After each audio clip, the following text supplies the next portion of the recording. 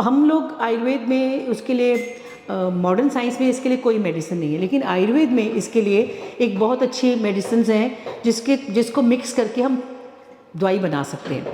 इसको आम भाषा में पंजीरी भी कहते हैं। आमतौर पे लोग जो बाज़ार की पंजीरी खरीदते हैं उसमें सिवाय घी के और आटे के कुछ नहीं है, लेकिन अगर हम अपनी दवाई वाली पंजीरी बनाएं तो उसमें हम बहुत कुछ दवाइयाँ डाल सकते हैं, जैसे कमरकस, तेलिया सुपारी।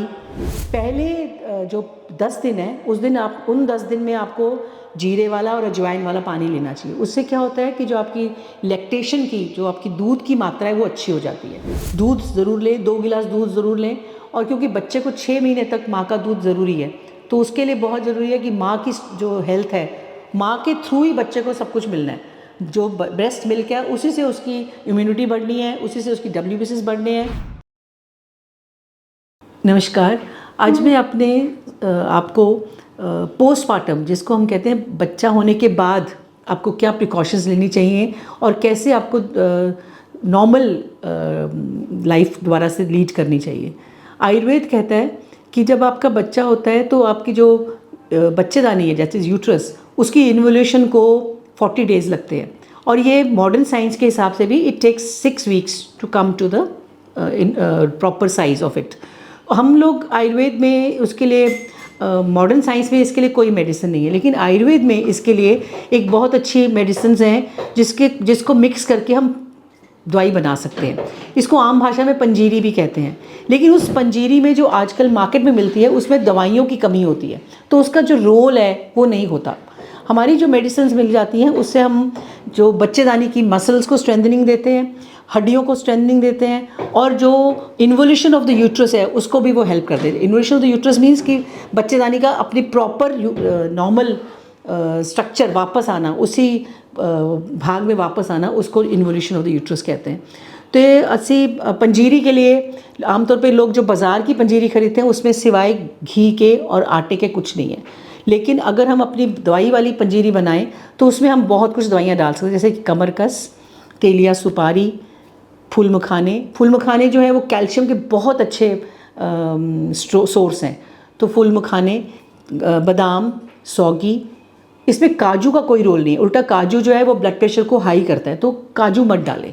इसके अंदर बादाम डालें, भूरी मिर्च डालें, तेलिया सुपारी डालें, फूल मखाने डालें, जो कि और पाठा और लोद्र, ये आपकी यूट्रस को वापस अपनी जगह पे लेके आएगी और दूसरा वहाँ की आसपास की जो मांसपेशियाँ हैं उसको स्ट्रॉन्ग करेगी।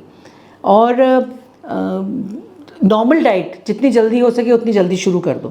पहले जो 10 दिन है उस दिन आप उन 10 दिन में आपको जीरे वाला और अजवाइन वाला पानी लेना चाहिए। उससे क्या होता है कि जो आपकी लैक्टेशन की जो आपकी दूध की मात्रा है वो अच्छी हो जाती है, और वो उस दूध में WBCs को इन्हांस करने के लिए मेडिसिन बताएगी, जैसे जीरे का पानी, अजवाइन का पानी, और हमारा एक दशमूल अर्क आता है, वो बहुत अच्छा होता है। उससे क्या होता है, ओबेसिटी नहीं आती है और वाटर रिटेंशन नहीं होता है बिल्कुल बॉडी में।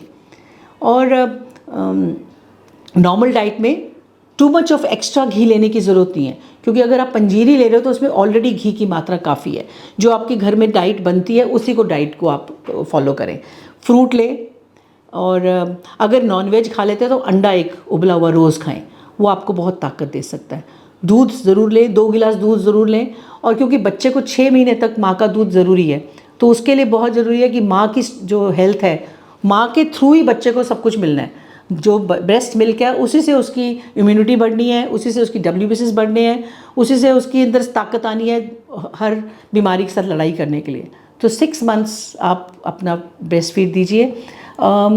अगर फॉर्मूला, जैसे वर्किंग लेडीज़ हैं उनको 6 मंथ्स की छुट्टी नहीं मिलती है, तो फॉर्मूला फीड आप ऐसे रख लो कि मॉर्निंग में दे दी और रात को दे दी। दोपहर में कोशिश करो कि ब्रेस्ट फीड को आजकल प्रिजर्वेशंस मिल जाती हैं, उनको इकट्ठा करके वो आप दे सकते हो।